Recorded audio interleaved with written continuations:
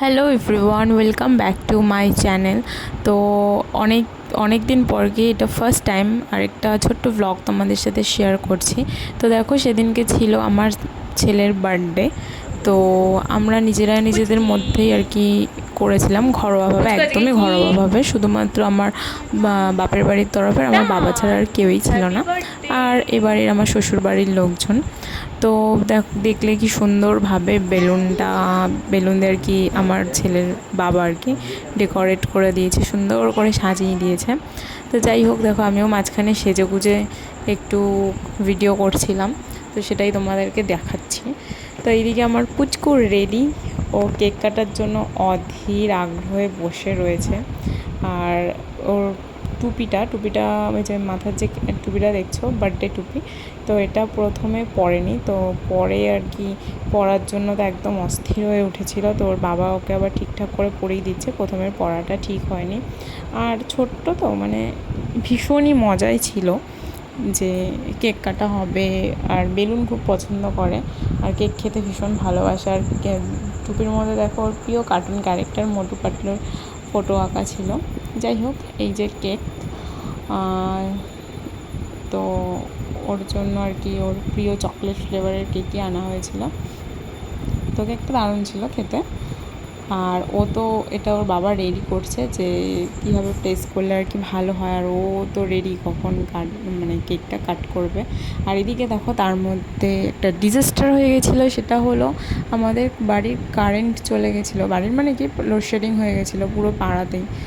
আর আমরা সবাই সেজে গুজে ওয়েট করছি অন্ধকার। তো যাই হোক, 10-15 মিনিট পরই চলে এসেছিলো, ভাগ্যটা ভালো ছিল। আর এদিকে বুঝে কেক কাটতে না পেরে ওর গলার হারটাই চিবোচ্ছে।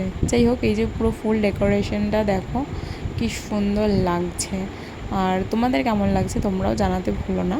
তো আমরা যেহেতু নিজেদের আর কোনো মানে কেউ সাজিয়ে দিয়ে যায়নি, ওর বাবার নিজের হাতে এটা সাজিয়েছিল। হ্যাঁ, আমি হেল্প করেছিলাম, বাট ওর বাবাও সাজিয়েছিল, মানে ডেকোরেটটা ওর বাবাই করেছে। আর এদিকে দেখলে ওর আশীর্বাদ করার থালাও রেডি, যেখানে ধান, দুব্ব, প্রদীপ যেরকম নর্মালি থাকে আশীর্বাদ করার জন্যে। আর পুচকু তো বক কথা বলেই যাচ্ছে কখন কী হবে। একটু রেডি হতে সেদিন একটু লেট হয়ে গেছিলো। তো এই যে মেন দীর্ঘ অপেক্ষার পর পুচকুর প্রিয় মুহূর্ত শুরু হলো, কেক কাটিংয়ের পর্ব। তো দেখো, কেক কেটেও সবাইকে খাওয়াবে, কেউ নিজেই খেতে শুরু করে দিয়েছে। মানে এতটাই আর কি ও এক্সাইটেড জিনিসটা নিয়ে। যাই হোক, তারপর দেখো একটু করে খাচ্ছে। এবার এই যে ওর বাবাকেও খাইয়ে দিচ্ছে, কি কিউট লাগছে না?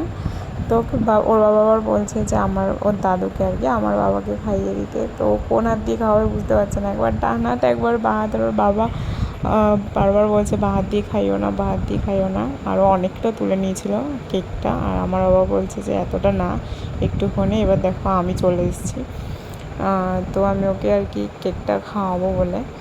তো কী যেন একটা প্রবলেম হয়েছিল, আমি আমার হাজব্যান্ডকে বলছিলাম যে এটা ঠিক করে ধরো। এরপর চলে এসছে ওর ঠাম্মি।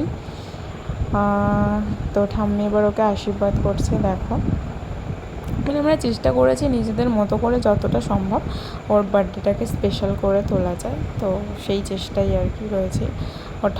ও ঠাম্মি কেক মানে কাটছে, ওর মুখে দেবে, আর ও কতক্ষণে সেটা খাবে সেই অপেক্ষাতে রয়েছে। এই যে তো দেখো, ওর খাওয়া হয়ে গেল। তো আস্তে আস্তে চলছে একের পর এক এরকম আশীর্বাদ পর্ব আর কেক কাটার পর্ব।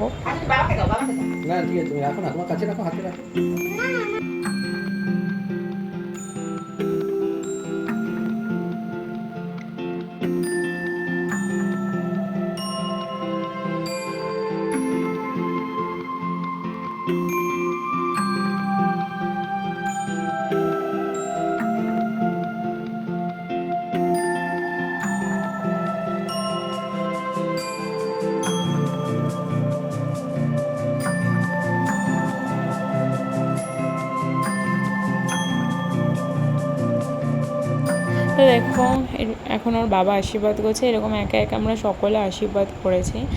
তো যাই হোক, এভাবে আমাদের দিনটা কেটে গেল। আর বেশি কিছু ভিডিও ক্লিপ নিতে পারিনি।